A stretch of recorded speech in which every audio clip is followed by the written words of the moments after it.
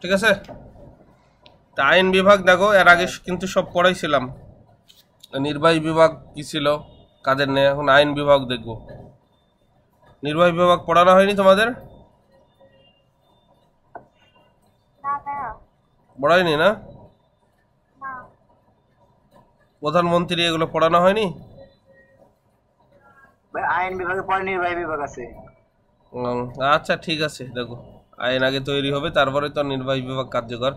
এই বাংলাদেশের দেখো জাতীয় সংসদের প্রতীক হচ্ছে শাপলা ফুল, এটা মনে রাখবা।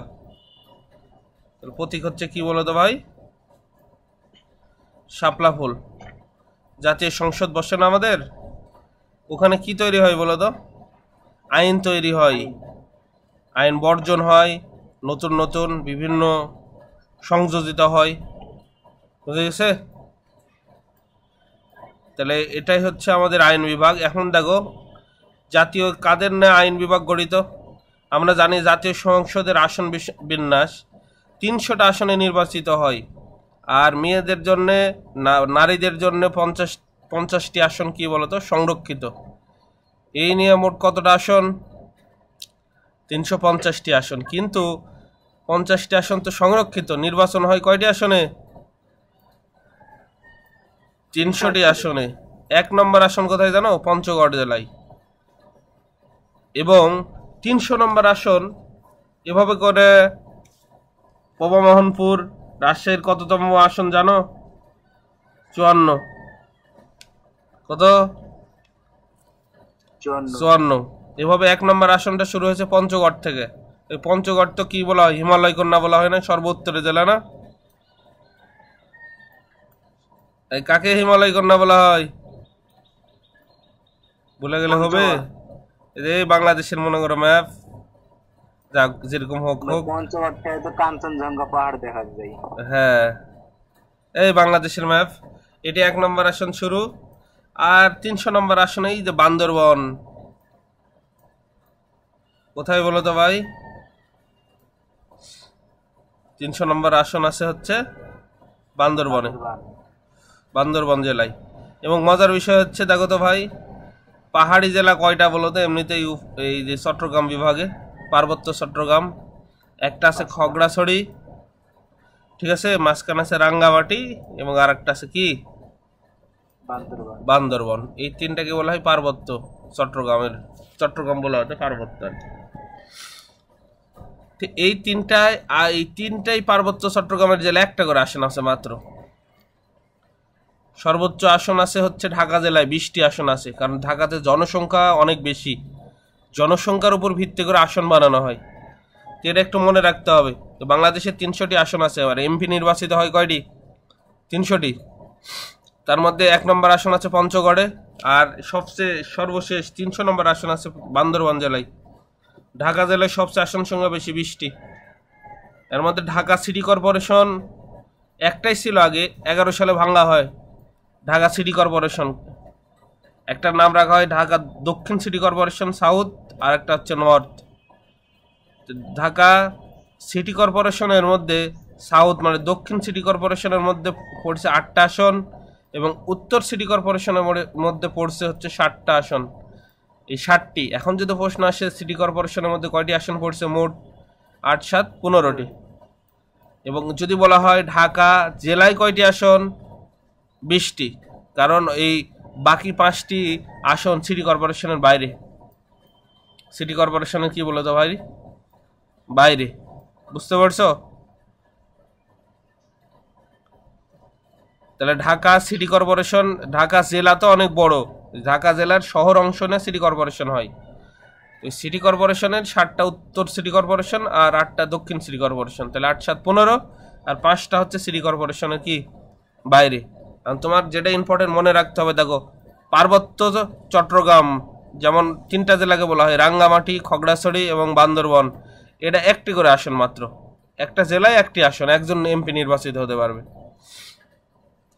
তেমনি আমরা দেখি কোন বিভাগে কয়টা আসন আছে। দেখো ঢাকা বিভাগে আছে 70টি আসন, চট্টগ্রামে আছে 58টি আসন, রাজশাহীতে আছে 39টি আসন, রংপুরে আছে 36টি আসন, এবং সর্বশেষ সবচেয়ে কম আছে সিলেটে, আসন সংখ্যা কম কারণ জনসংখ্যা কম, এবার আসি জাতীয় সংসদ সদস্য বিশিষ্ট ব্যক্তি। এই যে দল হচ্ছে এই মোট ৩০০টি আসনের মধ্যে যে দল সংখ্যাগরিষ্ঠ অর্জন করবে, সংখ্যাগরিষ্ঠ অর্জন করতে বাংলাদেশে কত লাগে? অর্ধেক আসন কত? ন্যূনতম আসন কত লাগবে? ১০০ কত 50টি। তাহলে জয়লাভ করতে হলে আরেকজনও তো ১50টি পেতে পারে, তাহলে তো এরকম হলে হবে না। তাহলে কি হতে হবে ভাই বলো তো? অন্তত জয়লাভ করতে হলে ১০০ কতটি আসন পাওয়া লাগবে? ১৫১টি। তবেই তো সরকার গঠন করতে পারবে সেই দল, এবং সেই দলের নেতাই হবে প্রধানমন্ত্রী। আর আরেকজন থাকবে, সংসদে তো দুইটা দল থাকে, একটা কি সরকার দল আর একটা বিরোধী দল। বিরোধী দলের যে নেত্রী হবে সে একটা পূর্ণ মন্ত্রীর সুযোগ সুবিধা পায়। কিন্তু মন্ত্রী আবার অনেক ধরনের হয়, উপমন্ত্রী, প্রতিমন্ত্রী। এখন সংসদে কমিটি থাকে এই সংসদ পরিচালনা করার জন্য, কারণ সংসদে যারা হঠাৎ করে মন্ত্রী হয়ে যায়, একার পক্ষে তো আর সম্ভব না সব কিছু চালানো, সব কিছু দেখভাল করা। এই জন্য কয়েকজন এমপি মিলে এভাবে কমিটি থাকে, 50টি কমিটি থাকে। একাদশ জাতীয় সংসদে 50টি কমিটি রয়েছে, মানে যেটা ছিল। এই কমিটি কম বেশি হতে পারে, যার যত প্রয়োজন, এরকম আর কি। তো এটা তো আর আসবে না, কারণ এখানে সম্পত্তি না, এখন তো সংসদে নাই। ঠিক আছে, তো এখন দেখো তো ভাই, কার্যপ্রণালী কবে হয়? এই বৃহস্পতিবার, এই দিনটা শুধু বেসরকারি সদস্যের কার্যাবলী থেকে, আর বাকি দিন সব সরকারি। বুঝা গেছে? তো বৃহস্পতিবারে কি হয়? বেসরকারি সদস্যদের কার্যাবলী প্রাধান্য পাবে ভাই। এখন হচ্ছে বেসরকারি সদস্য কারা? সরকারি বিল কি আর বেসরকারি বিল কি একটু বলি। মন্ত্রী এবং প্রধানমন্ত্রী এগুলা যারা বিল উপস্থাপনা করে সেটাকে বলা হয় সরকারি বিল। এই মন্ত্রী ছাড়া যেগুলো এমপি থাকে না, বাকি এমপি কোনো মন্ত্রণালয়ে নাই, দায়িত্ব মন্ত্রী না কিন্তু এমপি, তারা যে বিল উপস্থাপন করবে সংসদ সদস্য, সেটা হবে বেসরকারি বিল। বুঝিস? তাহলে সরকারি বিল হতে হলে কাদের থাকতে হবে বলো তো? এই সরকারি বিল হতে হলে অবশ্যই, মুজাফফর শোনা যায়? মন্ত্রী বা প্রধানমন্ত্রী, হ্যাঁ ভাই বলো ভাই। মন্ত্রী যারা আছে, মন্ত্রী তারা হচ্ছে যেগুলা বিল উপস্থাপনা করবে সেগুলো হচ্ছে সরকারি বিল, এবং আবার এমপিরা যেগুলো বিল উত্থাপন করবে সংসদে সেগুলোকে বলা হয় বেসরকারি বিল। আবার এই বেসরকারি বিল তো বিল এই উত্থাপন করতে চাইলে 15 দিন আগে লিখিত নোটিশ দিতে হবে যে আমি এই বিল উত্থাপন করতে চাই সংসদে। বুঝছো? এই তাহলে এখন প্রশ্ন আসছে এখান থেকে, সরকারি বিল বলতে কাদের বোঝানো হয়? তাহলে মন্ত্রীরা যেটা উত্থাপন করবে সংসদে সরকারি বিল, আর এমনি সংসদ সদস্য যারা থাকে মন্ত্রী না, সেই বিলকে বলা হয় বেসরকারি বিল। বেসরকারি বিল উত্থাপন করতে হলে কত বলো? 15 দিন আগে কি দিতে হবে? লিখিত নোটিশ। এই ওয়াক আউট মানে হচ্ছে এই যে প্রায় এটা ঘটতেছে বাংলাদেশের সংসদে, মানে এই যে বিরোধী দল কি করে বলো? বের হয়ে চলে যায় না কোনো কোনো অজুহাতে। সরকারি দলের সংসদ সদস্য প্রতিবাদ করে চলে গেল যে আমরা বের হয়ে চলে গেলাম, আজ সংসদে আমরা উপস্থিত থাকবো না, কোনো কিছুই শুনবো না, এটাই ওয়াক আউট। অনেক সময় সরকারি দলও ওয়াক আউট করে যে আজকে আমরা সংসদ বর্জন করলাম বিরোধী দলের এই আচরণ খারাপের জন্য। তো এটা খুব কম হয়, সংসদ যারা ইয়েতে থাকে, ক্ষমতায় থাকে, তারা বর্জনটা খুব কম করে। ঠিক আছে, তাহলে এখন দেখো তো ভাই, অনেক সংসদ বর্জন এবার করলো না। এই যে বিএনপির কয়টা আসন ছিল? 5টা না কতজন, কয়টা জন পাইছিল? বর্জন করছে এবার। হ্যাঁ, 6টা ছিল বর্জন, হ্যাঁ 6টা ছিল বর্জন করে, ওরা যায় না সংসদ সদস্য। আর ওয়াক আউট মানে সেদিন ইয়া করলো, সংসদ সে বের হয়ে গেল, কিন্তু বর্জন করেনি, পরে আবার আসবে। কিন্তু সংসদ বর্জন করলো মানে একবারে মনে করো কি বের হয়ে চলে গেল। এতে করে কি হয়, কারণ বিরোধী দল যদি না থাকে তাহলে সমালোচনা করবে কে? সরকার তখন প্রচুর স্বৈরাচারতন্ত্র, মানে স্বৈরাচার হয়ে ওঠে, যা তা তোমার মনে করো ডিসিশন নাই, কারণ সমালোচনা তাও থাকে না। এবার জাতীয় সংসদ ভবন দেখো, এই জাতীয় সংসদ ভবন কিন্তু যে এই আমাদের স্থপতি, এটা লাগবে ভাই। এস্তোনে জন্মগ্রহণ করে, কিন্তু সে মার্কিন যুক্তরাষ্ট্রের নাগরিক হয়ে যায় আর কি। এই জন্য এস্তোনে জন্মগ্রহণকারী কিন্তু প্রখ্যাত কি মার্কিন স্থপতি লুই আই কান, মনে রাখতে হবে। তাহলে জাতীয় সংসদের যে ভবনের, এই ভবনটার কি বলতো, নীল নকশা যে প্রণয়ন করছে বা নকশা প্রণয়ন করছে সে কে? এর নাম হচ্ছে লুই আইকান। জন্মগ্রহণ করছে এস্তোনিয়া। এস্তোনিয়া জানো তো, বাল্টিক রাষ্ট্র। কি রাষ্ট্র? বাল্টিক। তো এই এস্তোনিয়া জন্মগ্রহণকারী, কিন্তু সে পরে নাগরিকত্ব নেয় হচ্ছে মার্কিন যুক্তরাষ্ট্রে। তার নাম হচ্ছে লুই আইকান। এই কাজটা শুরু হয় কিন্তু পাকিস্তান আমলে ভাই। এই যে 1961 সালে দেখো শুরু হয় ভবনের নির্মাণ কাজ, শেষ হয় দেখছো 1982 সালের 28 জানুয়ারি এর উদ্বোধন করা হয়। এই এরশাদ জাতীয় পার্টি যখন ক্ষমতায় থেকে নামানো হয় তখন তত্ত্বাবধায়ক সরকার ছিল তৎকালীন, আব্দুল সাত্তার মেবি আর কি, যা খেয়াল নাই। সেই সময় রাষ্ট্রপতি ছিল আব্দুল সাত্তার। কোন শাসন আমলে ছিল এটা? তিনি এটার উদ্বোধন করেন, এটা মনে রাখবা। তো এখন দেখো এই সংসদ সদস্য কিন্তু এই সংসদ ভবন যেহেতু তৈরি হয়নি, তার আগে তো সংসদ অধিবেশন ছিল, তাহলে এখানে তো আর বসতে পারবে না। তাহলে কি হয়, প্রথম এবং দ্বিতীয় সংসদ অধিবেশনগুলো দেখো পুরাতন সংসদ ভবনে কিন্তু হয়, যা এখন ওই যে প্রধানমন্ত্রীর কার্যালয় হিসেবে ব্যবহৃত হয়। প্রধানমন্ত্রীর কার্যালয় কিন্তু এখানে প্রথম এবং দ্বিতীয় দেখো সংসদের অধিবেশনগুলো অনুষ্ঠিত হয়েছিল, কারণ তখন এটার কাজ শেষ হয়নি। প্রধানমন্ত্রীর কার্যালয় আর প্রধানমন্ত্রীর বাসভবন বললে কি হবে বলো তো? গণভবন ছিল মনে করো। এখন শুনতেছি ওটা জাদুঘর বানাবে এই 2024 সালে, যেহেতু বিপ্লব, ছাত্র বিপ্লবে সরকার উৎখাত হয়েছে এই জন্যে। আর রাষ্ট্রপতির বাসভবনের নাম কি বলো? রাষ্ট্রপতির রাজভবনের নাম হচ্ছে বঙ্গভবন, মনে রাখবা। আর প্রধানমন্ত্রীর বাসভবনের নাম হচ্ছে গণভবন। আর কার্যালয় ছিল প্রথম এবং দ্বিতীয় সংসদ অধিবেশন অনুষ্ঠিত হয়েছিল। এখন দেখো কাজ শুরু হয় 1961 সালে। এটা কি ছিল? পূর্ব পাকিস্তান 71-এর আগ পর্যন্ত, তাই না? দিয়ে কাজ শেষ হয়েছে কত? 82 সালে। অনেক দিন লাগছে। তাহলে প্রথম আর দ্বিতীয়র পরে কি থাকে বলো? এবার দেখো একই বছর 15 ফেব্রুয়ারি বাংলাদেশের দ্বিতীয় সংসদের 8ম অধিবেশন। এই একই বছর দেখো 15 ফেব্রুয়ারি, এটা কিন্তু বাংলাদেশের দ্বিতীয় সংসদের অধিবেশন, ঠিক আছে? 8ম অধিবেশন, দ্বিতীয় সংসদের 8ম অধিবেশন। এই বাংলাদেশের দ্বিতীয় সংসদের কেন? এর আগেও কিন্তু ভাই একটা নির্বাচিত হয়ে সরকার ছিল একটা, এরপরে এটা হচ্ছে মনে করো দ্বিতীয় সংসদ আর একটা সরকার গঠিত হয়েছে। এটা মনে হয় কে ছিল, জিয়াউর রহমানের সরকার না কে ছিল জানি, যাই হোক জিয়াউর রহমানের মনে হয়, মেবি। আগে ছিল তো ওই যে শেখ মুজিবুর রহমানের সংসদ, এটা দ্বিতীয় সংসদ। প্রথমটা ছিল 75 পর্যন্ত শেখ মুজিবুর রহমান, এটা দ্বিতীয় কার ছিল? দ্বিতীয় মনে হয় জিয়াউর রহমানের নেতৃত্বে রাখি। এই দ্বিতীয় সংসদের দেখো কততম অধিবেশন বলো? 8ম। এই অধিবেশন বুঝিস? মনে করো এই সরকার গঠিত করলো, একটা সরকার বাংলাদেশে ধরো এখন নির্বাচিত হয়, একটা গঠিত হইল, তাহলে এটা হবে কততম সংসদ বা কততম সরকার? এটা কত হবে? 11 না কত হবে এবার যদি হয়? 12?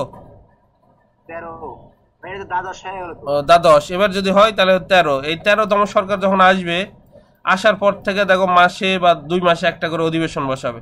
এই 5 বছর থাকা অবস্থায় অনেকগুলো অধিবেশন হয়। তো তেমনি এদিকে দেখো প্রথম সরকারের অনেকগুলো অধিবেশন হয়েছে, এবং দ্বিতীয় সরকারের দেখো 8ম অধিবেশন প্রথম সংসদ ভবন ব্যবহৃত হয়, তার আগে কিন্তু ব্যবহৃত হতো না, ঠিক আছে? তার আগে ওই যে ব্যবহার করা হয়তো ওই যে বললাম বর্তমান কি বলতো প্রধানমন্ত্রীর কার্যালয়। এগুলো তোমার একটু দেখে নেবে ভাই। আর আয়তন হচ্ছে 215 একর, 9 তলা ভবন। এটা মূল কমপ্লেক্সের উচ্চতা হচ্ছে 155 ফুট। এগুলো একটু দেখে নেবে অতিথিদের জন্য, এই যে এটা ইম্পর্টেন্ট। 354টি সিট থাকে সংসদ সদস্যের জন্য। এখন প্রশ্ন হচ্ছে ভাই 354 কেন? ভাই সংসদ সদস্য কত? 300 জন, এবং 50 জন হচ্ছে নারী সংরক্ষিত। স্পিকার থাকে, তারপরে আদার্স থাকে, এই আর কি, এ মিলে 354 জন। আর দর্শকের জন্য থাকে একটা মনে রাখবা 430টি। এই পর্যন্ত 2 জন বিদেশি অতিথি এই সংসদ সদস্য বাংলাদেশের মানে এই সংসদে বক্তৃতা দেয়। সেই সময়ের যুগোস্লাভিয়ার প্রেসিডেন্ট, যুগোস্লাভিয়া কিন্তু এখন ভেঙে গেছে, এখন আর নাই। যুগোস্লাভিয়া ভেঙে ক্রোয়েশিয়া গঠন হয়েছে, এক সার্বিয়া হয়েছে, আলবেনিয়া, এগুলো দেশ হচ্ছে গঠন হয়েছে, ঠিক আছে? তাহলে ক্রোয়েশিয়া এখন কি হয়েছে বলো তো? যুগোস্লাভিয়া। সেই সময় ওই 4-5টা দেশ মিলে যুগোস্লাভিয়া ছিল। তার প্রেসিডেন্ট ছিল জোসেফ মার্শাল টিটো। সে 31 জানুয়ারি 1973 সালে প্রথম বক্তৃতা দেয়। তারপরে ভারতের প্রেসিডেন্ট ভিভি গিরি 18 জুন 1974 সালে, এই দুইজন কিন্তু বক্তৃতা দিছে। এখন ওই যে প্রশ্নতে আসি, জাতীয় সংসদের প্রতীক কি? শাপলা, তাই না? জাতীয় সংসদের এই শেষ করে দেবো, তোমরা বলবো 1 ঘন্টার মধ্যে শেষ, তারও কম সময় শেষ। কয়জন আছো? শুনতে নামালে বইলো, কয় মিনিট হলো শুরু করে দেখি আমি, দাঁড়াও। আচ্ছা যা হোক, তাহলে একটু লিখবা ভাই। দেখো তো, জাতীয় সংসদের দেখো 1 নং আসন কোথায় বলো? পঞ্চগড়। সর্বশেষ আসন মানে 300তম আসন কোথায় বললাম? বান্দর, মনে রাখবা। বান্দরেরা পিছনে থাকি, এরা ওভাবে দেওয়ার দরকার নাই, বান্দরবনের লোক, এটা কেউ বিরোধী করা যাবে না কোনো জেলাকে। আসলে আমার মনে করার জন্য বললাম। বাংলাদেশের জাতীয় সংসদে কত বলো তো ভাই? 300তম আসন বান্দরবনে আছে। 300 বান্দর মনে রাখবা, তাহলেই হবে। তো কোন জেলায় সবচেয়ে বেশি সংসদ আসন আছে? স্বভাবতই ঢাকা জেলায় বেশি মানুষ বাস করে, বেশি জনসংখ্যা, তাহলে ঢাকা জেলায় বেশি আসন থাকবে। একসঙ্গে আছে 20টি আসন। এবং বেসরকারি বিল কাকে বলে বলো তো ভাই? আমি আগেই বললাম, সরকারি বিল হচ্ছে মন্ত্রী যারা, আর বেসরকারি বিল তারা কি করবে বলো তো? ওই যে এমপি মানে কি? সংসদ সদস্য। সংসদ সদস্যরা যে বিল উত্থাপন করে সেটাকে বলা হয় বেসরকারি বিল, আর সরকারি বিল হবে কি? মন্ত্রীরা। এবং এই বেসরকারি বিল আবার আর এক ঝামেলা আছে, উত্থাপন করতে চাইলে 15 দিন আগে লিখিত দিতে হবে। কয়দিন আগে? 15 দিন আগে লিখিত দিতে হবে। আচ্ছা, এরপরে যাই। দেখো, জাতীয় সংসদের এই যে ভবন কত একর জমির উপর? কি বলেই বললাম, 215 একর। এবং দেখো, জাতীয় সংসদ ভবনের স্থপতিকে, এরা জানো তো, লুই আই খান। এই এস্তোনিয়ায় জন্মগ্রহণ করে, কিন্তু মার্কিন যুক্তরাষ্ট্রে কি নাগরিকত্ব লাভ করে। এই জন্য এস্তোনিয়ায় জন্মগ্রহণকারী এবং মার্কিন স্থপতি লুই আই খান, তাই না? ঢাকা বিশ্ববিদ্যালয়ের কোন হলে একসময় সংসদ সদস্যের কার্যক্রম চলতো জানো? এই জগন্নাথ হলে। কারণ তখন এটা হয়েছিল না আর কি, একসময় এটা চলতো পাকিস্তান আমলে, ওই জগন্নাথ হলে চলতো। এখন দেখো, বাংলাদেশের সংসদ প্রথম বিদেশি রাষ্ট্রকে ভাষণ দেয়। আমি আবার বললাম, যুগোস্লাভিয়ার রাষ্ট্রপ্রধান জোসেফ মার্শাল টিটো। যুগোস্লাভিয়া এখন ভেঙে গেছে, ভেঙে ক্রোয়েশিয়া, সার্বিয়া, আলবেনিয়া, আর একটা হয়েছে ওই যে কি নামই ভুলে গেলাম, কি না না, ওই যে কি সংকট ছিল ওটা, যাক, সার্বিয়ার সাথে কার যুদ্ধ চলতেছিল ওটা ভুলে গেলাম। বসনিয়া হার্জেগোভিনা নাই? হ্যাঁ, বসনিয়া আর ওইগুলা দেশ তৈরি হয়েছে আর কি, 4-5টা দেশ তৈরি হয়েছে, 5টা মনে হয় মেবি। যুগোস্লাভিয়া সেই সময় সব দেশ মিলে একটা দেশ ছিল যুগোস্লাভিয়া, একে একে স্বাধীনতা ঘোষণা করে। বসনিয়া তো মুসলিম রাষ্ট্র, মানে মুসলিম সংখ্যাগরিষ্ঠ অঞ্চল, ওই স্বাধীনতা ঘোষণা করলে সার্বিয়ারা প্রচুর গণহত্যা চালাইছিল। এখন দেখো, নির্বাহী বিভাগ। এই নির্বাহী বিভাগ মানে, আমি যদি সোজা বাংলায় কথা বলি, মন্ত্রী এবং প্রধানমন্ত্রী, মন্ত্রী বিভিন্ন মন্ত্রণালয়ের দায়িত্বে থাকে না? এই প্রধানমন্ত্রী এবং মন্ত্রীরা দেখো পাট মন্ত্রী, পাট কল এগুলা শাসন, এগুলা দেখাশোনা করে। তেমনি হচ্ছে স্বরাষ্ট্রমন্ত্রী, দেশের আইন শৃঙ্খলা পরিস্থিতি এরা দেখে, আইন শৃঙ্খলা এবং বর্ডার গার্ড, বিজিবি, এরা কিন্তু ওই স্বরাষ্ট্র মন্ত্রণালয়ের অধীন। তেমনি থাকে হচ্ছে, মনে করো আরও মন্ত্রণালয় আছে, যেমন শিক্ষা মন্ত্রণালয়ের দায়িত্ব শিক্ষা দেখাশোনা করে। এরকম সব মন্ত্রী, প্রধানমন্ত্রী, এগুলো নিয়েই যে শাসন ব্যবস্থা, দেশকে শাসন করে। এই বাংলায় যদি সিম্পলে বলি, তাকেই বলা হয় নির্বাহী আর শাসন বিভাগ বলা হয়। তো শাসন বিভাগে কে থাকে? দেখো, রাষ্ট্রপ্রধান, রাষ্ট্রপতি থাকে, সরকার প্রধান, প্রধানমন্ত্রী থাকে, মন্ত্রী পরিষদ থাকে, মন্ত্রী থাকে না, মানে অনেকগুলো মন্ত্রী। মন্ত্রীদের আবার যেগুলো হচ্ছে তোমার সরকারি কর্মকর্তা, যারা বিভিন্ন দেখাশোনা করে আর কি। মন্ত্রী তো প্রধান মন্ত্রণালয়, ওই সচিব থাকে, এদের নিয়ে কি হয় বলো তো ভাই? নির্বাহী বিভাগ। ঠিক আছে, এবার আসি সরকার পদ্ধতি। এই বাংলাদেশের কিন্তু এক কেন্দ্রিক সরকার ব্যবস্থা। কত কেন্দ্রিক? এক কেন্দ্রিক সরকার ব্যবস্থা, এখানে কোনো নাই। যেমন ভারতে 2টা আছে, বুঝতে পারছো? একটা হচ্ছে, এবার আমেরিকাতে 2টা আছে, উচ্চ কক্ষ, নিম্ন কক্ষ। সেরকম বাংলাদেশে একটা একইভাবে নির্বাচিত হয়। এখন দেখো, কেন্দ্র থেকে তোমার হচ্ছে শাসন কার্য চালানো হয়। তো বাংলাদেশের মন্ত্রী পরিষদ শাসিত বা সংসদীয় পদ্ধতির সরকার বিদ্যমান। তাহলে এখন দেখো রাষ্ট্রপ্রধান কিন্তু রাষ্ট্রপতি আর সরকার প্রধান কিন্তু প্রধানমন্ত্রী, মনে রাখবা। কিন্তু বাংলাদেশে কিন্তু ওই রাষ্ট্রপতির ক্ষমতা তেমন নাই। রাষ্ট্রপ্রধান হলেও এর বিশ্ববিদ্যালয়ের অভিভাবক এবং সামরিক বাহিনীর অভিভাবক হচ্ছে রাষ্ট্রপতি। এই সরকার প্রধান মানে হচ্ছে প্রধানমন্ত্রী। এই হবে এই সরকারের মনে করো প্রধান, কে কোন কাজ করবে, কাকে কোন মন্ত্রণালয় দিবে, এগুলো করবে আর কি। এখন যদি বলি আমি পদমর্যাদার কমে, মানে কার মর্যাদা এমনিতে বেশি, পদমর্যাদা কার একটু মনে করো পদক্রমটা একটু বেশি, এগুলো আমরা দেখবো। এদিকে দেখো পদমর্যাদা, বুঝে গেছে? পদমর্যাদা মানে কার একটু মর্যাদা বেশি, এরকম সেই অনুসারে যদি সিরিয়াল করা হয়, প্রথমে থাকে রাষ্ট্রপতির, তারপরে প্রধানমন্ত্রী, তারপরে জাতীয় সংসদের স্পিকার, 4 নম্বরে থাকে কিন্তু বিচারপতি। এবং খালি বিচারপতি না, যারা অলরেডি এই দায়িত্ব পালন করার পরে, বুঝতে পারছো, প্রাক্তন দেখো রাষ্ট্রপতি বিন্দু থাকবে কিন্তু এর মধ্যে। এই যে 4 নম্বরে থাকবে মনে করো বাংলাদেশের প্রধান বিচারপতি যে বর্তমানে আছে তারা, এবং আগে যে রাষ্ট্রপতি ছিল কিন্তু এখন ক্ষমতায় নাই তারাও থাকবে 4 নম্বর, এদের আজীবনীয় থাকবে কিন্তু। আর এই যে বিশ্ববিদ্যালয়ের উপাচার্য ক্রম অনুসারে আরো আছে, একবারে যাবে হচ্ছে 17তমতে। কততে বলো তো ভাই? 17 পদমর্যাদায়। তাহলে মর্যাদা ক্রম অনুসারে সবচেয়ে মর্যাদাবান লোককে বাংলাদেশের বলো, এই জন্য বলা হয় মাননীয় রাষ্ট্রপতি, মাননীয় প্রধানমন্ত্রী আর কি এরকম। তাহলে বাংলাদেশের সরকার ব্যবস্থা কোন ধরনের বলো? মন্ত্রী পরিষদ শাসিত, তাই না? মন্ত্রণালয়ের দায়িত্ব থাকে, যেমন দেশের আইন শৃঙ্খলা নিয়ন্ত্রণ বা পুলিশ বাহিনী, এগুলা থাকে স্বরাষ্ট্র মন্ত্রণালয়ের অধীনে। তারপরে থাকে হচ্ছে যদি বলি শিক্ষা মন্ত্রণালয়ের দায়িত্ব, শিক্ষার যেগুলো কার্যক্রম সেগুলো থাকবে। এরকম মন্ত্রণালয় থাকে না? 2-4টা নাম বলো, কি আছে আরে বলো। তারপরে আর কি মন্ত্রণালয় আছে তো পারবা না? তথ্য মন্ত্রণালয় আছে, হ্যাঁ। তারপরে আছে কি বলো, আর নাই? মুক্তিযোদ্ধা মন্ত্রণালয় আছে, পরিবহন এবং যোগাযোগ মন্ত্রণালয় আছে, এরকম তো অসংখ্য, হ্যাঁ আছে এরকম মেবি 41টা মন্ত্রণালয় আছে। যা করে পরে পড়াচ্ছি। দেখো বাংলাদেশ সরকারের, হ্যাঁ প্রতিরক্ষা, বাংলাদেশ সরকারের দেখো প্রধান নির্বাহী কে বলতো? Prime minister. নির্বাহী প্রধান ক্ষমতায় থাকে নির্বাহী, প্রাইম মিনিস্টার। আর বাংলাদেশের রাষ্ট্রপ্রধান হচ্ছে রাষ্ট্রপতি, মনে রাখবো আর কি। এখন এই যে বিশ্ববিদ্যালয়ে আসতে পারে, ভাইস চ্যান্সেলরের পদমর্যাদা কত হবে বলতো? 17তম। কত? 17তম। এরকম এর মাঝখানে আরো অনেকে আছে। এবার রাষ্ট্রপতি আসি। এই রাষ্ট্রপতি যে জায়গায় বসবাস করে, এই যে জায়গায় বসবাস করে তার নাম বঙ্গভবন, আর প্রধানমন্ত্রী যেখানে বসবাস করে তার নাম গণভবন।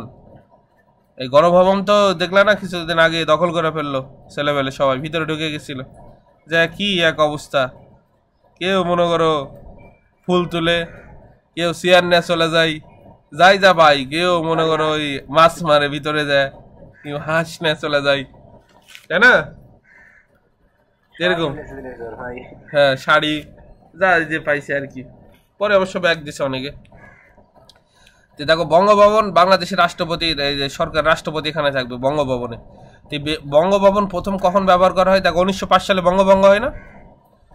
বঙ্গভঙ্গ হয় আমাদের এটা কি হয় বলতো? পূর্ববঙ্গ এবং আসাম প্রদেশ হয়, নতুন প্রদেশ গঠিত হয় না বাংলা ভেঙে।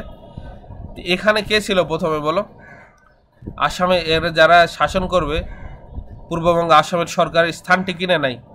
এই যে ব্রিটিশ আমলে এর নাম ছিল হচ্ছে গভর্নমেন্ট হাউস। কি হাউস? Government house. এই 1905 সালে যখন পূর্ববঙ্গ আসাম হয়, আর লেফটেন্যান্ট নির্বাচিত কে হয় বলতো? লেফটেন্যান্ট গভর্নমেন্ট ফুলার না? আর যখন ছিল এই বঙ্গভঙ্গ হয়, তখন ওই বাংলা প্রদেশের কি ছিল বলতো?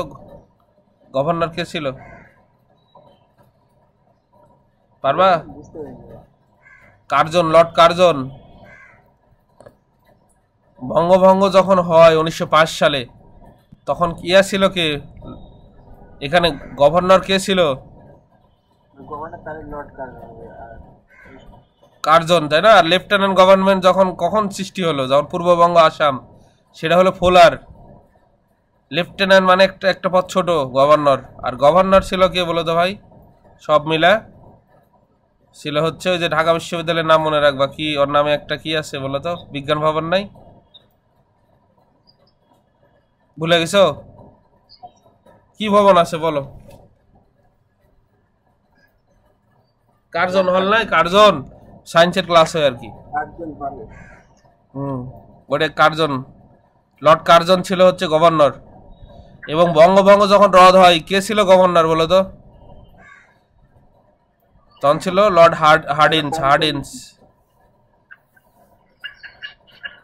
কে ছিল? Lord Hardinge. এই রদ হয় কত সালে? 1911 সালে, তাই না? তাই কি হলো? কেউ যে আওয়াজই দেয় না, সবাই কি ঘুমায় পড়ছে নাকি?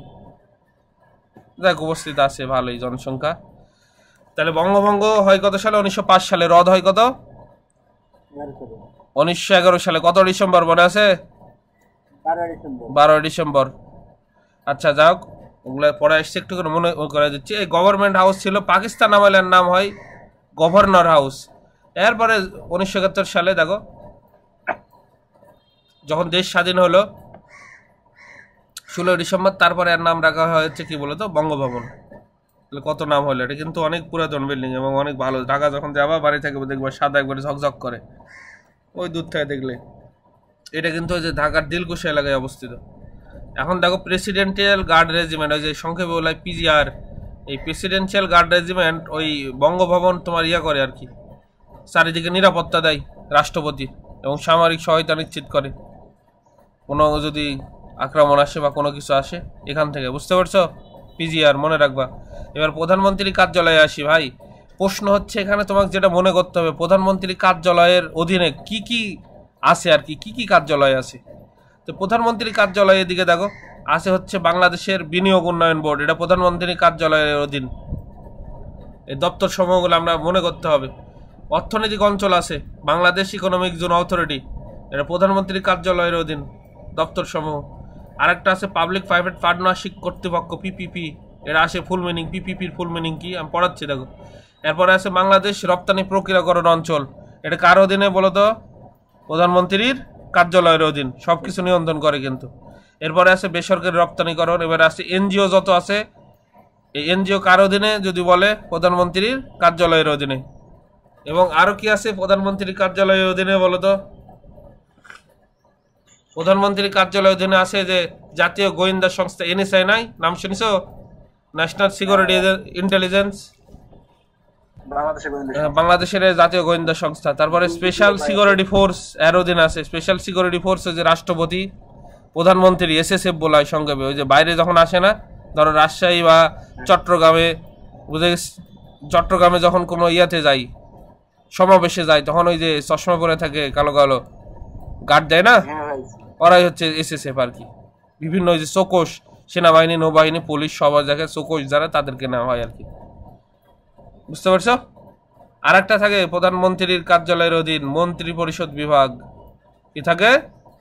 মন্ত্রী পরিষদ বিভাগ। এটা এক ধরনের এমসিকিউ হলে এখন মনে রাখতে হবে যে প্রধানমন্ত্রীর কার্যালয়ের অধীনে কে কে আছে। প্রথমে একটু আসি ডিটেলস। বাংলাদেশ দেখো বিনিয়োগ উন্নয়ন board, Bangladesh investment development authority, সংক্ষেপে বলা হয় বিডা। বিডা প্রশ্নতে আসবে, সংক্ষেপে কি বলা হয়? বিডা। 2016 সালে বিনিয়োগ বোর্ড আর বেসরকারি কমিশনকে একীভূত করে বিডা গঠন করা হয়। তো বাংলাদেশে বিনিয়োগের শীর্ষ দেশ কিন্তু যুক্তরাজ্য, আর প্রত্যক্ষ বিনিয়োগে, ডিরেক্ট বিনিয়োগে যুক্তরাষ্ট্র। সবচেয়ে বেশি প্রত্যক্ষ বিনিয়োগ করা হয়েছে যে গ্যাস আর পেট্রোলিয়াম খাতে, মনে রাখবা। আর বাংলাদেশের অর্থনৈতিক অঞ্চল বাংলাদেশ ইকোনমিক জোন অথরিটি, সংক্ষেপে বলা হয় বেজা। বেজা, এই যে BEZA, বেজা লেখা থাকবে দেখবো, বেজা, BE কি বলতো ভাই, প্রথম অক্ষর খালি নেব, বাংলায় লেখা থাকবে বেজা। বেজা জেডে কি হলো তাহলে বলো? বেজা। তাহলে বাংলাদেশের অর্থনৈতিক অঞ্চল, এই সবচেয়ে বড় অর্থনৈতিক অঞ্চল যে বঙ্গবন্ধু, দেখো মুজিব শিল্পনগর, এটা মিরসরাই চট্টগ্রাম আসে, এই যেটা আসে যে সবচেয়ে বড় অর্থনৈতিক অঞ্চল কোথায় অবস্থিত? মিরসরাই। মিরসরাই চট্টগ্রাম, মনে থাকবে, মিরসরাই চট্টগ্রাম। আর এদিকে দেখো পাবলিক প্রাইভেট পার্টনারশিপ কর্তৃপক্ষ, এর ফুল মিনিং হচ্ছে পিপি। এই ফুল মিনিং আসে, পিপির ফুল মিনিং কত? Public private partnership. এই দুইটা ধরনের ওই যে পার্টনারশিপ থাকে, পাবলিকেরও থাকে আবার প্রাইভেটের যারা থাকে তাদেরও থাকে আর কি। এর নিয়ে বিজনেস করা হয়। এই তোমার হচ্ছে ইনভেস্টমেন্ট কি আর কি করা হয়, এইভাবে করে উৎপাদন করা হয়। বাংলাদেশের রপ্তানি প্রক্রিয়াকরণ অঞ্চল এই জায়গায়, এই রপ্তানি প্রক্রিয়াকরণ অঞ্চল মানে এই জায়গায় হচ্ছে দেখো একে বলা হয় বেফজা সংক্ষেপে। এখানে তোমার কি করা হয়, খালি রপ্তানির উদ্দেশ্যে এই জায়গাগুলোতে, নির্দিষ্ট জায়গাগুলো আছে এই জায়গাগুলোতে উৎপাদন করা হয় শুধু রপ্তানির উদ্দেশ্যে, বিদেশে মুদ্রা আয় করার জন্য। তো 1980 সালে বেফজা প্রতিষ্ঠিত হয়। এই বেফজার নিয়ন্ত্রিত এখন 8টি ইপিজেড আছে, এক্সপোর্ট প্রসেসিং জোন। ওখানে প্রসেস করা হয় বিদেশে রপ্তানির জন্য, প্রচুর লোক কাজ করে। তো এই বেফজার মধ্যে বেশি যে ইন্ডাস্ট্রি, সবচেয়ে বেশি তৈরি পোশাক। তো এখন দেখো তোমাদের একটু দেখাই বাংলাদেশে কয়টা ইপিজেড আছে। এই যে উত্তরবঙ্গে 2টা ইপিজেড আছে, কিন্তু একটা আছে নীলফামারী উত্তর ইপিজেডটা। এই একটাই কাজ হচ্ছে এটা কৃষি পণ্য রপ্তানি করে। কি পণ্য রপ্তানি করে? কৃষি পণ্য। যদি পরীক্ষায় আসে বাংলাদেশের কোন ইপিজেড একমাত্র কৃষি পণ্য নির্ভর ইপিজেড, মানে কৃষি পণ্য রপ্তানির জন্য ব্যবহার করা হয়, এটা উত্তর ইপিজেড। কোথায় অবস্থিত? নীলফামারী, একমাত্র কৃষি পণ্য। আর বাকি আমাদের এখানে আছে, পাবনাতে আছে ঈশ্বরদী ইপিজেড, এরপরে আছে ঢাকাতে, দেখো ঢাকা ইপিজেড আছে, তারপরে কুমিল্লা ইপিজেড আছে, আদমজি ইপিজেড আছে নারায়ণগঞ্জ, বাগেরহাট আছে মংলা ইপিজেড, এবং দেখো চট্টগ্রামে আছে চট্টগ্রাম ইপিজেড এবং কর্ণফুলী ইপিজেড। তো মনে রাখতে হবে এইদিকে দেখো, বাংলাদেশের এই ইপিজেডগুলোর মধ্যে সর্ববৃহৎ ইপিজেড হচ্ছে চট্টগ্রাম ইপিজেড, কারণ ওখানে তো বড় হবেই। সরকারি ইপিজেডের মধ্যে সবচেয়ে বৃহত্তম, কারণ এখানে আছে পোর্ট। এখানে ইপিজেড করে ওই যে প্রক্রিয়াকরণ করে সরাসরি সমুদ্র পথে কি করা হয়, বিদেশে বলো রপ্তানি করা হয়। আর উত্তর ইপিজেড আমি কি বললাম বলতো, একমাত্র কৃষিভিত্তিক ইপিজেড। এই জায়গায় সব কৃষিভিত্তিক, কৃষি পণ্য রপ্তানির উদ্দেশ্যে এখানে প্রসেস করা হয়, মনে রাখবা। এবার দেখো বেসরকারি রপ্তানিকরণ আছে 2টা বেসরকারি উদ্যোগে। একটা হচ্ছে রাঙ্গুনিয়া চট্টগ্রাম, দেশের প্রথম বেসরকারি ইপিজেড যদি বলে কোনটা, রাঙ্গুনিয়া চট্টগ্রাম। আর একটা আছে কোরিয়ান ইপিজেড। ভাই আয়তনের দিক থেকে এটা অনেক বড় জায়গা নিয়ে অবস্থিত। সবচেয়ে যদি আয়তনের দিক থেকে যদি বলা হয়, সবচেয়ে বড় ইপিজেড হচ্ছে কোরিয়ান ইপিজেড। এটা কিন্তু সরকারের মালিকানা না, এটা বেসরকারি। কোরিয়ানরা এখানে ইনভেস্ট করছে, কোরিয়া, দক্ষিণ কোরিয়া। তাহলে এই যে আরেকটা কি বলতো, প্রধানমন্ত্রী কার্যালয়ের অধীন এনজিও। এনজিও মানে নন গভর্নমেন্ট অর্গানাইজেশন। তো এই লোককে চিনো তো, ফজলে হাসান আহমেদ, বাংলাদেশে প্রথম নাইট উপাধি পাইছে ব্রিটিশ থেকে আর কি। আর ব্র্যাকের অর্থ মনে রাখবে, ব্র্যাকের প্রতিষ্ঠাতা, বিশ্বের সবচেয়ে বড় এনজিও কিন্তু ব্র্যাক। ব্র্যাকের ফুল মিনিং হচ্ছে বাংলাদেশ রুরাল অ্যাডভান্সমেন্ট কমিটি। এটা একটু মনে রাখবা, যেহেতু কয়েক বছর আগে মারা গেছে। তেমনি আরও এনজিও আছে। এনজিও তো দেখো আমাদের এলাকায় শাপলা আছে, ঠ্যাঙ্গামানা আছে, কত কি আছে, SSF আছে, তাই না? কিস্তির জ্বালা বড় জ্বালা, মনে করো বিপদ, যারা অনেক কিস্তি তারা বিপদে থাকে, হিতের বিপরীত হয়ে যায়। এখন দেখো জাতীয় গোয়েন্দা সংস্থা, এই শুনতে পাচ্ছ মুজাফফর? হ্যাঁ শোনা যায় ভালোভাবেই। তুমি হাহু ধরো। এই জাতীয় গোয়েন্দা সংস্থা হচ্ছে দেখো ন্যাশনাল সিকিউরিটি ইন্টেলিজেন্স, মনে রাখবা সংক্ষেপে NSI বলা হয়। এরা দেশের বিভিন্ন ওই তথ্য আর কি, কোন দেশ কোন আক্রমণ হওয়ার সম্ভাবনা আছে কিনা, দেশে জঙ্গিবাদ বা আদার উত্থাপিত হওয়ার সম্ভাবনা আছে না কিনা, দেশের নিরাপত্তা দেয়, ভিতরে থাকে এবং তথ্য সংগ্রহ করে। আর প্রধান কার্যালয় হচ্ছে সেগুনবাগিচা। কয়েকদিন আগে ওই যে এক বছরের মতো হবে বা 6 মাসের ফিল্ড অফিসার নিল, ওই যে ম্যাট্রিক পাশে আবেদন করা যায় field. Special security of force দেখো SSF, কি বলেই বললাম, কাকে নিরাপত্তা দেয়? প্রধানমন্ত্রী, রাষ্ট্রপতি, ওই জাতির পিতার পরিবারবর্গ। এই যে যেটা ছিল এটা কয়েকদিন আগে বাদ করে দিছে, যাদের আর কোনো নিরাপত্তা হবে না, এই যে অন্তর্বর্তী সরকার আর কি। তো প্রধানমন্ত্রীর কার্যালয়ে দেখো উল্লেখযোগ্য প্রকল্প অ্যাক্সেস টু ইনফরমেশন, এই যে A2I প্রকল্প, পলকের হাত ধরে খালি যেখানে সেখানে এই যে কি উদ্ভাবন করে A2I, খালি বক্তব্য রাখাই শেষ, এই A2I আর কি। তো এগুলা আর নাই, এগুলা যেহেতু আর আসবে না, তারপরে একবার এমনিতে পড়ে নেবে আর কি। জাতীয় তথ্য বাতায়ন, এই যে এটা একটা জিনিস ভালো করছে, এখন তুমি যে জাতীয় তথ্য বাতায়ন ওই যে ওয়েবসাইটে সার্চ দাও, দেখবা ওয়েব পোর্টালে অনেক ধরনের তুমি জেলার তথ্য, উপজেলার তথ্য পাবা। এবার মন্ত্রী পরিষদ বিভাগ দেখো ভাই, এই মন্ত্রী যারা যতগুলো মন্ত্রণালয় নাই, প্রত্যেকটা মন্ত্রণালয়ের দায়িত্ব কে থাকে বলো? একজন করে কি প্রধান থাকে, একজন করে মন্ত্রী। তো মন্ত্রী পরিষদ বিভাগ একটি স্বয়ংসম্পন্ন প্রশাসন বিভাগ, যা কোনো মন্ত্রণালয়ের অধীনে না, কিন্তু এরা স্বয়ংসম্পন্ন প্রশাসনিক, বুঝতে পারছো? তো মন্ত্রী পরিষদ বিভাগ প্রধানমন্ত্রীর তত্ত্বাবধানে পরিচালিত হয়। ওই মাঝে মধ্যে দেখো আগে ওই যে এই এদের নিয়ে বসতো, এই যে এই জায়গায় বসতো প্রধানমন্ত্রী, এই জায়গায় থাকতো সব মন্ত্রীগুলা, এভাবে বসে থাকতো। আর এইখানে দেখো প্রশাসনিক, দেখো প্রশাসনিক দিক থেকে, প্রশাসনিক মানে নির্বাচিত না, এদের যে কার্যক্রম হলো, যে সচিব থাকে না, যে সচিব এখানে দায়িত্ব থাকে তাকে বলা হয় মন্ত্রী পরিষদ সচিব বা ক্যাবিনেট সেক্রেটারি বলা হয়। মন্ত্রী পরিষদ এই সবচেয়ে বড় যত সচিব থাকে পদমর্যাদায়, সবচেয়ে বড় সচিব হচ্ছে এই মন্ত্রী পরিষদ বিভাগের সচিব, ক্যাবিনেট সেক্রেটারি বলা হয় আর কি। তো কোন দিন করে এরা বসে বলো তো? মন্ত্রী পরিষদের সাপ্তাহিক বৈঠক, এটা মনে রাখতে হবে ভাই, এটাই ইম্পর্টেন্ট। সোমবার করে বসে, সোমবার। তাহলে মন্ত্রী পরিষদের সাপ্তাহিক। আর যদি বলে বেসরকারি বিল কবে হয় উত্থাপন, তাহলে হবে বৃহস্পতিবার। বেসরকারি বিল কারা করে? সংসদ সদস্য, এমপি যারা। আর সরকারি বিল কারা? মন্ত্রীরা, বুঝিস? আবার বেসরকারি বিল উপস্থাপনা হয় বৃহস্পতিবার, আর বাকি অন্য দিনগুলোতে হয় হচ্ছে সরকারি বিল। তার আবার 15 দিন আগে থেকে কি দিতে হয় বলো তো? লিখিত দিতে হয়। এখন দেখো ভাই, হোয়াট ইজ দ্য বিডা? সংক্ষেপে আমি বললাম বাংলাদেশ ইনভেস্টমেন্ট ডেভেলপমেন্ট কি বলতো অথরিটি। এগুলো ফুল মিনিং পড়বা, এই যতগুলো ফুল মিনিং উপরে পড়ালাম। এফডিআই মানে কি বলতো ভাই? ফরেন ডিরেক্ট ইনভেস্টমেন্ট, একবারে প্রত্যক্ষ, একবারে এই তোমার ইনভেস্টমেন্ট কত বাংলাদেশে আর কি, বিনিয়োগ কত। প্রত্যক্ষ বিনিয়োগের দিক দিয়ে প্রথমে কি আছে বলতো? যুক্তরাষ্ট্র। কোন ক্ষেত্রে বেশি অবদান করছে প্রত্যক্ষ বিনিয়োগ? তেল এবং গ্যাস। বাংলাদেশের সর্বোচ্চ সরকারি, দেখো সর্বোচ্চ সরাসরি সর্বোচ্চ বিনিয়োগ কি, ডিরেক্ট ইনভেস্টমেন্ট কে করছে বলো? যুক্তরাষ্ট্র। ভাই এটা চেঞ্জ হয় প্রতি বছর, হ্যাঁ, এবার দেখতে হবে এখন কি আছে। এটা রিসেন্ট টাইপের প্রশ্ন, রিসেন্ট যখন পড়াবো ওগুলো আবার দেখবো। এই কি বলে বললাম না, বেজা মানে কি? বেবজা, আর একটা ছিল বেজা, তাই না? বেবজা মানে হচ্ছে, এদিকে দেখো Bangladesh export processing zone authority, এ কিন্তু নিয়ন্ত্রণ করে, এই অথরিটি এটা নিয়ন্ত্রণ করে বাংলাদেশের যেগুলো কি হয় বলতো, ওই যে প্রক্রিয়াকরণ করা হয় না রপ্তানির উদ্দেশ্যে। বাংলাদেশ এক্সপোর্ট প্রসেসিং জোন কয়টা আছে সরকারি? কি বলে দেখলাম, কয়টা বলো তো? 8টা দেখলাম না? সবচেয়ে বড় কে ছিল export processing zone? Chattogram, Chattogram. আর এই এক্সপোর্ট প্রসেসিং জোনের মধ্যে 1 নম্বর কৃষিভিত্তিক কি ছিল মুজাফফর বলো তো?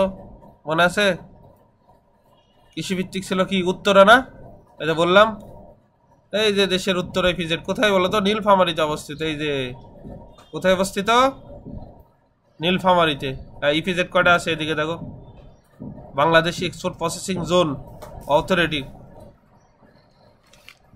এই অথরিটি হচ্ছে, এটা নিয়ন্ত্রণ করে, কাকে নিয়ন্ত্রণ করে? এক্সপোর্ট। দেখো Bangla export processing zone, export processing zone মানে এই এলাকাগুলোতে শুধু রপ্তানির উদ্দেশ্যে পণ্য উৎপাদন করা হয়।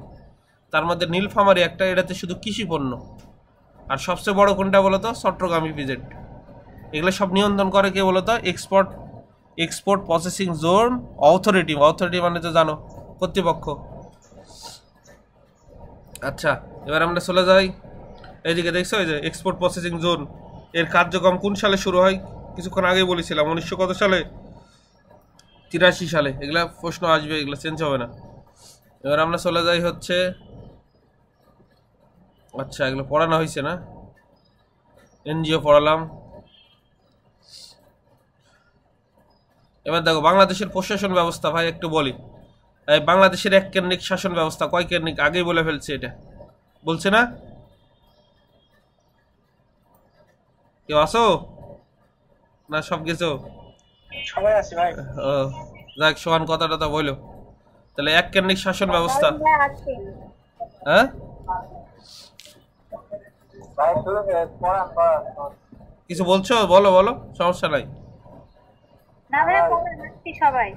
ও আচ্ছা, এই এক কেন্দ্রিক শাসন ব্যবস্থা বিদ্যমান বাংলাদেশে, কারণ প্রধানমন্ত্রী থাকে প্রথমে কেন্দ্রে, তারপরে থাকে মন্ত্রী আরাই। এবং আমাদের এই যে এইটা শাসন ব্যবস্থা দুইভাবে শাসন করা হয়, একটা কেন্দ্রীয় আর একটা কি বলতো স্থানীয়। এই স্থানীয়র মধ্যে থাকে উপজেলা, দেখো উপজেলার প্রধান থাকে উপজেলা নির্বাহী অফিসার, আর জেলার প্রধান কে থাকে বলতো ডিসিড, তাই না, জেলা প্রশাসক।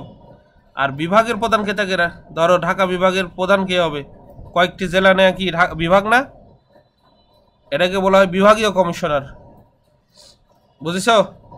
এই কেন্দ্রীয় শাসন আমরা একটু দেখি, কেন্দ্রীয় শাসন একটু ভালো করে দেখো তো, স্টেট চার্টটা একটু দেখো। এখানে দেখো এই সচিব আর অতিরিক্ত সচিব শুধু ওই মন্ত্রণালয়ে থাকে ভাই, এরা কিন্তু মাঠে কোনো কাজ নাই। মাঠ প্রশাসনের কাজ শুধু সর্বোচ্চ, মাঠ প্রশাসনের সর্বোচ্চ বিভাগ হচ্ছে বিভাগ, বিভাগ থাকে ঢাকা, রাজশাহী, চট্টগ্রাম, এগুলো বিভাগ। আর এই যে এখানে মাঠ প্রশাসন আর সচিবালয় থাকে সবচেয়ে একটা মন্ত্রণালয়ের যে সবচেয়ে বড় মানে এই কর্মকর্তা আর কি, দায়িত্ব তো থাকে প্রধানত মনে করো প্রত্যেকটা মন্ত্রণালয়ের মন্ত্রী, কিন্তু এই যে প্রশাসনিক যে দায়িত্বে থাকে, ধরো সরকারি কর্মকর্তা হিসাবে তুমি ধরো প্রশাসন ক্যাডারের নিয়োগ হলো আর কি, বিসিএস দেওয়ার পরে এই সচিব পর্যন্ত যেতে পারবা। এই তখন তোমার মেন দায়িত্বে থাকবে একটা মন্ত্রণালয়ের পুরো দায়িত্ব, তোমার প্রশাসনিক দায়িত্ব থাকবে তোমার। তার ওই অনেকগুলো সচিব থাকে কিন্তু ওখানে সচিবালয়ে, তাই মেন যে সচিব, যেমন স্কুলে অনেকগুলো টিচার থাকে না, মেন টিচার কি হেড টিচার বলি না আমরা, প্রধান শিক্ষক, তেমনি একটা মন্ত্রণালয়ের যে ওই যে প্রশাসনিক কর্মকর্তা সবচেয়ে বড় সচিব, সচিবের চেয়ে পরের পদ হচ্ছে অতিরিক্ত সচিব। এই দুইটাই হচ্ছে বড় পদ, এটা মাঠ পর্যায়ে এটা থাকে না। তো কোথায় থাকে মাঠ পর্যায়ে থাকে, বিভাগীয় কমিশনার থাকে। বিভাগীয় কমিশনার কার সমতুল্য, সচিবালয়ের যুগ্ম সচিবের সমতুল্য। এরপরে থাকে একটা বিভাগ, কয়েকটা জেলা থাকে না বলতো, 8-10টা জেলা, রাজশাহী বিভাগে 10টা জেলা, রংপুর বিভাগে 10টা জেলা, 10টা বলতেছে 8টা করে জেলা, সরি, এই 8টা জেলায় থাকে কি 8টা জেলা প্রশাসক। তাহলে এই যে বিভাগীয় কমিশনারের পরের পদটা হচ্ছে জেলা প্রশাসক, ডিসি যেটা বলি আমরা। এই ডিসি কার সমতুল্য দেখো তো, সচিবালয়ের উপসচিবের সমতুল্য।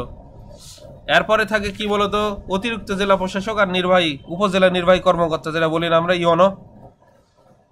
এই ইওনো সিনিয়র সহকারী সচিবের সমতুল্য। আর সহকারী সচিব ম্যাজিস্ট্রেট থাকে না, সহকারী কমিশনার ওই যে ভূমি, বুঝতে পারছো, লেখা থাকে না সহকারী সচিব সহকারী কমিশনারকে, ওই যে লেখা থাকে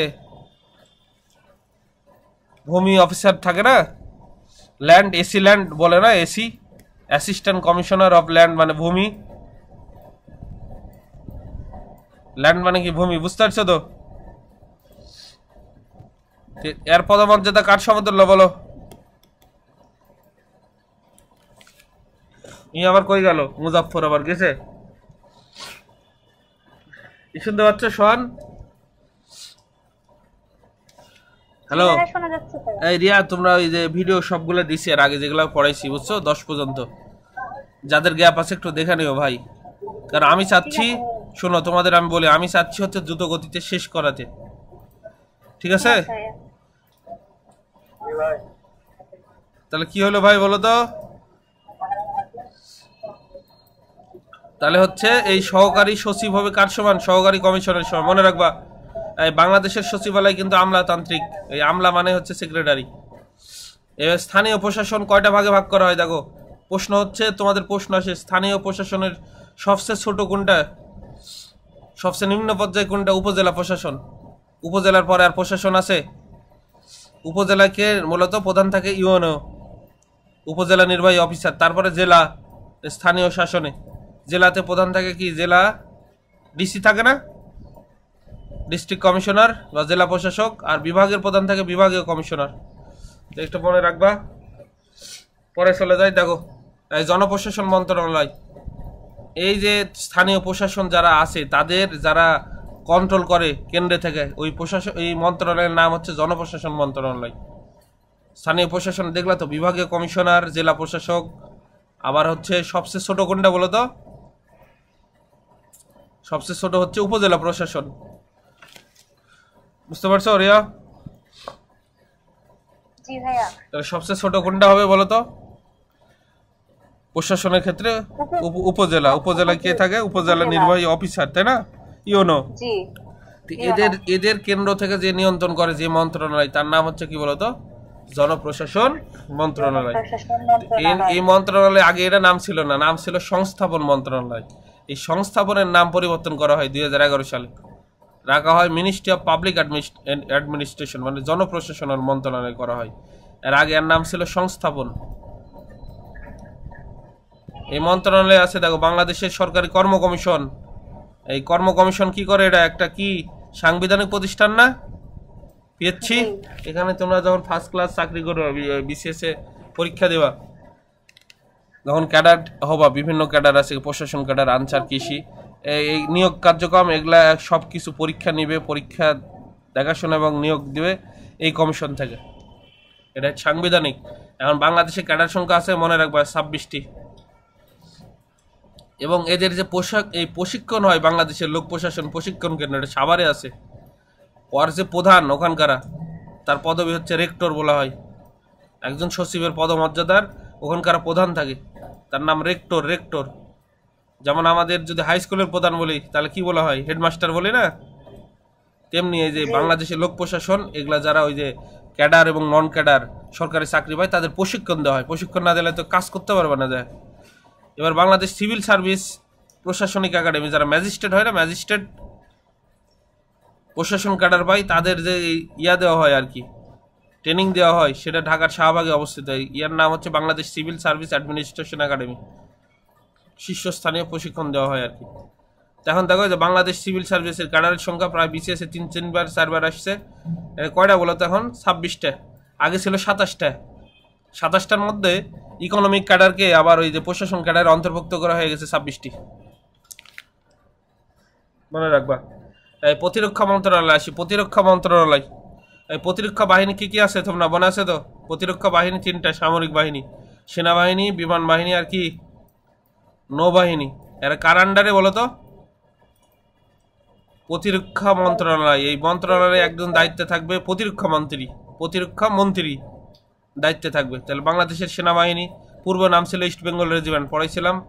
এরপরে হচ্ছে বাংলাদেশ নৌবাহিনী, আর একটা হচ্ছে বাংলাদেশ বিমান বাহিনী। এই নদীগুলো, এই জায়গাগুলো পড়তে হবে। বাংলাদেশ নৌবাহিনীর যুদ্ধ জাহাজের আগের নাম লেখা থাকে দেখো বনজা, উপসর্গ ব্যবহার করা হয়। বনজা মানে বাংলাদেশ নৌবাহিনীর জাহাজ। এরপরে বনজা সমুদ্র, বনজা যা হোক নাম দেওয়া থাকে। দেখো এই যে বনজা দুর্গম এবং বনজা নিশান, মানে বাংলাদেশ নৌবাহিনী জাহাজ নিশান এই জাহাজের নাম। বাংলাদেশ আবার ছিল না, ডুবোজাহাজ বলতে আমরা বোঝাই সাবমেরিন। সাবমেরিন কিন্তু বাংলাদেশের ছিল না। 2টা ডিজেল চালিত সাবমেরিন চীন থেকে ক্রয় করেছিল, চীন থেকে। এর নাম হচ্ছে বনজা নবযাত্রা, বনজা জয়যাত্রা, মনে রাখবা। আর দেশে প্রথম তৈরি যুদ্ধ জাহাজ এটা বনজা পদ্মা। এবার আসি দেখো তো ভাই, এটা হচ্ছে বাংলাদেশ সেনাবাহিনী, এটা বাংলাদেশ নৌবাহিনী, এটা বাংলাদেশ বিমান বাহিনী। এই 3টা বাহিনীকে বলা হয় সামরিক বাহিনী। এদের স্লোগান আছে, সেনাবাহিনীর স্লোগান সমরে আমরা শান্তিতে আমরা, সর্বত্র আমরা দেশের তরে। আর নৌবাহিনী শান্তিতে সংগ্রামে সমুদ্র দুর্জয়। আর বিমান বাহিনী বাংলার আকাশ রাখিব মুক্ত। তারা দেশের জন্য যে কোনো সময় জীবন দিতে প্রস্তুত, এবং এই উদ্দেশ্যেই, দেশকে রক্ষার উদ্দেশ্যেই বাহিনীতে আর কি ঢুকে কাজ করে যাচ্ছে নিরলসভাবে। এটা সেনাবাহিনীর প্রতীক। এটা হচ্ছে দেখো সেনাবাহিনীর প্রতীক, 2টা তরোয়ালের মাঝখানে, তরোয়াল মানে তরবারির মাঝখানটা শাপলা ফুল। এবং এটা দেখো, এটা কাশি মানে হচ্ছে এই সমুদ্রে যখন নোঙ্গর করে, পাড়ে যদি নোঙ্গর না করে জাহাজ তো স্রোতে ভেসে চলে যাবে। এটা নোঙ্গর আর কি। নোঙ্গরের সাথে একটা কাশি, মানে ওই যে নোঙ্গরের সাথে বাঁধা থাকে, তোমার দড়ি বাঁধা থাকে মোটা মোটা, ওটা কাশি বলা হয়। তার উপর একটা শাপলা ফুল। আর এর বিমান বাহিনীর ইগলের উপর একটা শাপলা ফুল, যে ইগল পাখি, তার উপর একটা শাপলা ফুল লেখা আছে বাংলাদেশ বিমান বাহিনী, আর 4টা স্টার। এই সেনাবাহিনীর প্রধানকে বলা হয় জেনারেল, বিমান বাহিনীর এই নৌবাহিনীর প্রধানকে বলা হয় অ্যাডমিরাল, আর বিমান বাহিনীর প্রধানকে বলা হয় এয়ার চিফ মার্শাল। আর এখন যে পদে ঢুকতে হয় লেফটেন্যান্ট, এটা অফিসার। সেনাবাহিনীতে ঢুকতে হলে লেফটেন্যান্ট পদে ঢুকতে হবে। আগে ছিল সেকেন্ড লেফটেন্যান্ট, ওই পদ এখন বাতিল হয়ে এই লেফটেন্যান্ট করে দিচ্ছে। তুমি যদি ঢুকতে চাও নৌবাহিনীতে তাহলে সাব লেফটেন্যান্টে ঢুকতে হবে। আর বিমান বাহিনীর অফিসার, ফ্লাইং অফিসারে ঢুকতে হবে। তোমরা যখন ইন্টারমিডিয়েট পাস করবা বা তখন দেখবা এগুলো সার্কুলার দিবে, আবেদন করবা, হয়েও যেতে পারো। তাহলে প্রতিরক্ষা মন্ত্রণালয়ের আন্ডারে কি আছে বলো তো? যদি প্রশ্ন আসে, প্রতিরক্ষা মন্ত্রণালয়ের আছে প্রতিরক্ষা বাহিনী। প্রতিরক্ষা বাহিনী তিনটা পড়লাম, কোন মন্ত্রণালয় পড়তেছে এখন বলো তো ভাই সবাই? প্রতিরক্ষা মন্ত্রণালয়। প্রথমটা কি পড়লাম? প্রতিরক্ষা বাহিনী সমূহ। প্রতিরক্ষা বাহিনী বা সামরিক বাহিনী কয় ধরনের? 3 ধরনের, 3 প্রকার। 3টা মিলে সামরিক বাহিনী বলা হয়। সেনাবাহিনী, বিমান বাহিনী আর কি নৌবাহিনী। এই বিজিবি কিন্তু আধা সামরিক বাহিনী, ওটা কিন্তু স্বরাষ্ট্র মন্ত্রণালয়ের অধীনে, পুলিশ আর বিজিবি। কিন্তু এটা পড়তেছি প্রতিরক্ষা মন্ত্রণালয়। আর একটা আছে দেখো আন্তঃবাহিনী সংস্থা সমূহ, এই ক্যাডেট কলেজ পরিচালনা করে দেখো। তারপরে প্রতিরক্ষা গোয়েন্দা দপ্তর, ওই যে ডিজিএফআই বলে না, এই আর্মির যেটা গোয়েন্দা সংস্থা সেটা DGFI, director general force intelligence. আর পুলিশের গোয়েন্দা সংস্থা হচ্ছে ডিবি, ডিটেকটিভ ব্রাঞ্চ। এই বাংলাদেশ ইউনিভার্সিটি অফ প্রফেশনাল, এটা কিন্তু পাবলিক, এটা পরীক্ষা দিতে পারবা তোমরাও, চান্স পেলে পড়তে পারবা। এর আন্ডারে আছে বাংলাদেশ মিলিটারি ভাটিয়ারি, এই মিলিটারি একাডেমি, এখানে প্রশিক্ষণ হয়। যদি তুমি এই সেনাবাহিনীর অফিসার হও, এখানে তোমাকে প্রশিক্ষণ দিবে, ভাটিয়ারি চট্টগ্রাম।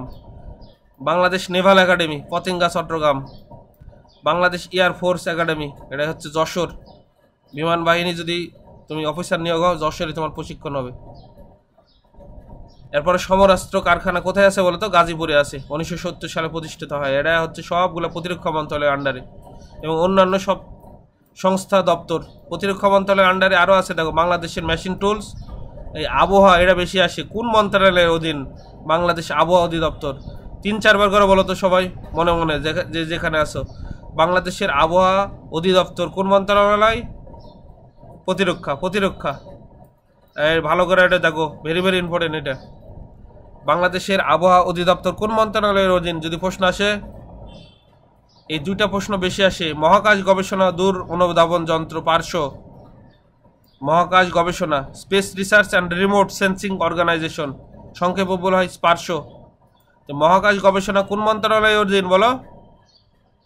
প্রতিরক্ষা। প্রতিরক্ষা। আবহাওয়া অধিদপ্তর কোন মন্ত্রণালয়? প্রতিরক্ষা। এই সোহান শুনতে পাচ্ছ? আওয়াজ দাও। তো যদি বলে রাহুল, যদি বলা হয় বাংলাদেশ আবহাওয়া অধিদপ্তর, সোহান বলো, তাহলে কি হবে? আবহাওয়া অধিদপ্তর কোন মন্ত্রণালয়? প্রতিরক্ষা। এই যে মহাকাশ গবেষণা, এটাও কোন মন্ত্রণালয়? প্রতিরক্ষা। প্রতিরক্ষা। এটা ঢাকার আগারগাঁয়ে অবস্থিত কিন্তু এই স্পার্শো। হ্যাঁ, এই ঘূর্ণিঝড়ের এই যে পূর্বাভাস দেয়, আগে থেকে আমরা জানতে পারি কোথায় আসতেছে ঘূর্ণিঝড়, অন্যান্য প্রাকৃতিক দুর্যোগের, এটা কিন্তু প্রতিরক্ষা মন্ত্রণালয় অধীন। এরপরে তোমরা এগুলো পড়ে নেবা। এই এটা কিন্তু দেওয়া আছে। এবার আসে স্বরাষ্ট্র মন্ত্রণালয়, কোন মন্ত্রণালয় গেল?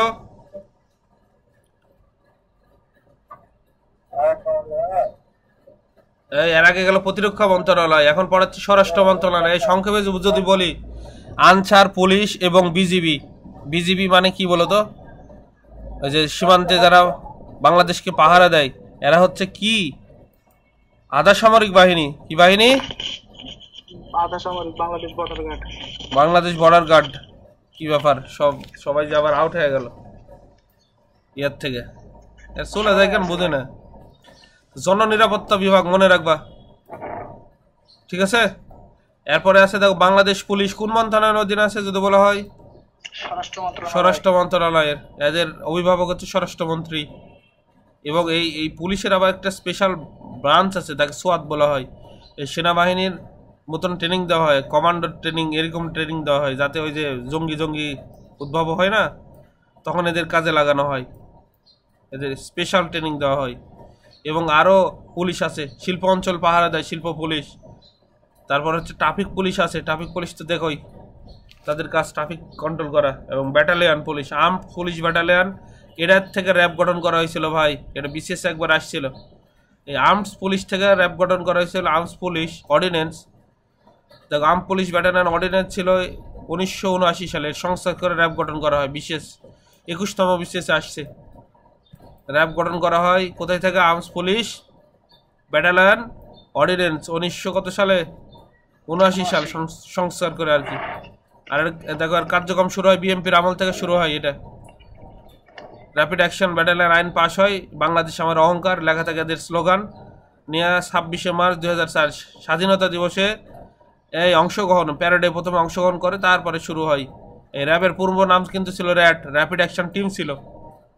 রেলওয়ে পুলিশ আছে, ওরা কি করে বলো তো? রেল লাইন যখন চলে ট্রেনে ওটা নিরাপত্তা প্রদান করে না? ট্রেনের যদি তোমার কোনো কিছু হারিয়ে যায় এই থানাগুলোতে তুমি করতে পারবা। বা রেলে যদি কোনো অনাকাঙ্ক্ষিত ঘটনা ঘটে, কেউ যদি কাউকে মারে বা কেউ যদি খুন করে, সবগুলো কেস হবে রেলওয়ে থানায়। দুইটা জোন আছে, আর একটা হচ্ছে চট্টগ্রাম জোন আর একটা সৈয়দপুর। আর প্রশিক্ষণ ইনস্টিটিউট দেখো, এই তোমরা ভালো করেই জানো পুলিশের প্রশিক্ষণ কোথায় হয়? সারদাতে হয়, সারদা, রাজশাহী। আর বর্ডার গার্ড বাংলাদেশ, এটা কি বাহিনী বলো? আধা সামরিক বাহিনী, তাই না? এটা কোন মন্ত্রণালয়ের অধীনে বর্ডার গার্ড বলো? স্বরাষ্ট্র। স্বরাষ্ট্র বাংলাদেশ এই তেমনি উপকূল যারা পাহারা দেয়, উপকূল আমাদের যেমন এই যে এটা তো স্থলভাগ যারা পাহারা দেয় তাদের বিজেপি বলতেছে না, কারণ এই ভারত বাংলাদেশ যেগুলো স্থলভাগ, তেমনি তো পানিতে তো পাহারা দিতে হবে। পানিতে তো শত্রু আসতে পারে, এই যে বঙ্গোপসাগরের এই কি সমুদ্রেতে আসতে পারে না, বা ভারতের ওই যে কিগুলা বলো, এই যে ভারতের ওই যে জেলেরা বাংলাদেশের সীমান্তে এসে মাছ ধরে না চলে যায় সব, এগুলা দেখাশোনা করে হচ্ছে কোস্ট গার্ড। তাদের বলা হয় কি, সমুদ্রে যারা থাকে কি বলা হয়? Coast guard. আর বাংলাদেশ আনসার তো জানো, গ্রাম প্রতিরক্ষা বাহিনী। এই মাদক দ্রব্য নিয়ন্ত্রণ অধিদপ্তর মাদক নিয়ন্ত্রণ করে বা ধরে, আইন প্রণয়ন করে, এগুলা হচ্ছে স্বরাষ্ট্র মন্ত্রণালয়। বহিরাগমন এবং পাসপোর্ট অধিদপ্তর, পাসপোর্ট বানাও না, এই পাসপোর্ট অফিস যেটা দেখো, এগুলো সব স্বরাষ্ট্র মন্ত্রণালয়ের অধীন, মনে রাখবা।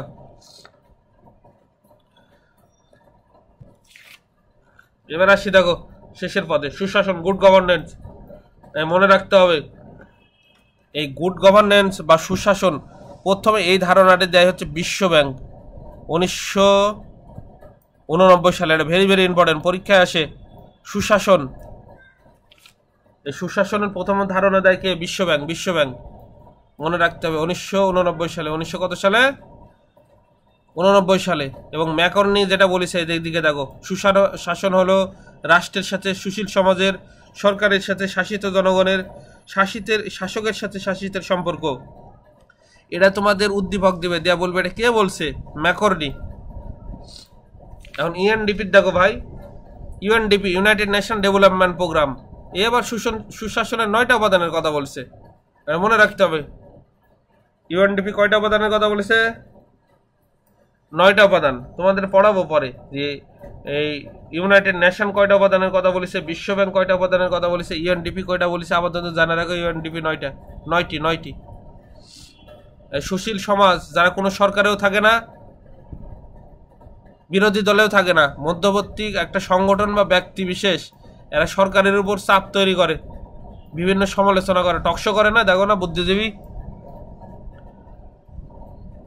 এরাই হচ্ছে সুশীল সমাজ। কোনো শাসক গোষ্ঠীর প্রতিনিধিত্ব না করে, তাদের প্রশংসা করে, সমালোচনা করে, এবং সরকারের উপর একটা চাপ সৃষ্টিকারী গোষ্ঠী বলা হয় এর নাম। যে সেমনি চাপ সৃষ্টিকারী গোষ্ঠী সংগঠন আছে অনেকগুলো, তার সবচেয়ে যেটা প্রভাবশালী transparency international Bangladesh, TBI, centre for policy dialogue, CPD, আইন ও সালিশ কেন্দ্র, আশোক। এই যে সুশাসনের জন্য নাগরিক, সুজন, এরা সরকারের সমালোচনা করে, সরকার যদি বিপথে যায় এবং চাপ তৈরি করে,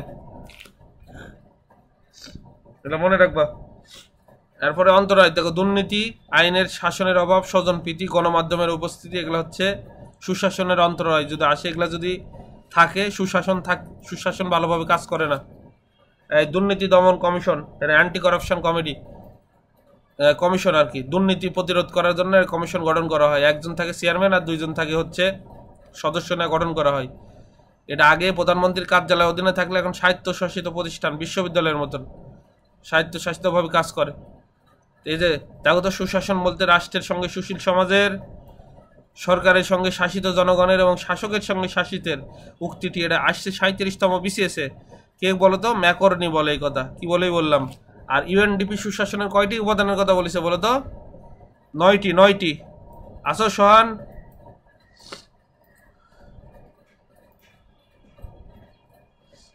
হ্যালো ভাই, হ্যাঁ আসো, কয়জন আসো লাস্ট পর্যন্ত? 1 2 3 4 5। এই সামনে দিনে আমি, বুঝছো, তোমাদের আমি ধরবো, কি মাছ পথে হারায় যাও কেন? কামরুল তো খুঁজে নাই। কামরুল কি হয়েছে? চণ্ডীদাস ছিপ ফেলতেছে নাকি এ ভরা বর্ষায়? এই সুশাসনের পূর্ব সত্য হলো ভাই, তোমার যদি মত প্রকাশের স্বাধীনতাই না থাকে, তুমি যদি পরাধীন হও, তুমি তো কিছু বলতেই পারবা না। সুশাসন তো পর, এই ধরনের সুশাসনের হ্যাঁ এদের শেষ হয়ে গেছে, এদের শেষের পথে। এই যে স্কল দেখতেছো না, এটাই সিভিল সোসাইটি। আচ্ছা এটা পড়বা, আইন ও সালিশ কেন্দ্র কি ধরনের সংস্থা, এটা পড়বা, মানবাধিকার সংস্থা। এই আমাদের শেষ। লাস্টে ছিল চাপ সৃষ্টিকারী গোষ্ঠী, একটু পড়ে নেবা, তোমাদের পিডিএফ দিয়ে দেওয়া হবে। তো এই পর্যন্ত আজ থাকলো, পিডিএফ দেওয়া আছে, দেখো হোয়াটসঅ্যাপে দেওয়া আছে।